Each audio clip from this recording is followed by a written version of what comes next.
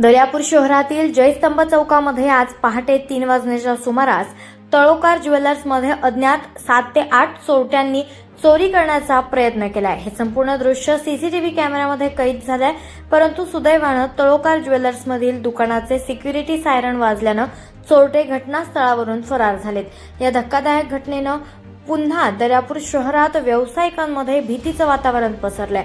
विशेष म्हणजे मध्यरात्री पोलिसांची पेट्रोलिंग शहरात सुरू असते तरी देखील चोरटे हे खुलेआम भर रस्त्यातील दुकानांमध्ये चोरी करण्याचं धाडस दाखवत आहेत।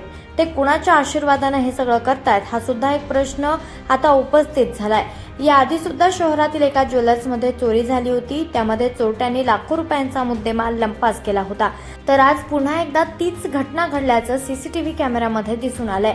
एक दुकान फोडण्यासाठी तब्बल 7 ते 8 चोरटे एकत्रित येतात, तरी पोलीस प्रशासन मात्र याकडे दुर्लक्ष का करत आहे असा संतप्त सवाल आता दर्यापूरवासियांनी उपस्थित केलाय। एकीकडे म्हटलं जातंय की खाकी वर्दीतला माणूस रस्त्यावर आहे म्हणून जनता सुरक्षित आहे, परंतु आता तोच खाकी वर्दीतला माणूस रस्त्यावर दिसत नसल्यामुळे जनताही असुरक्षित असल्याचं पाहायला मिळतंय।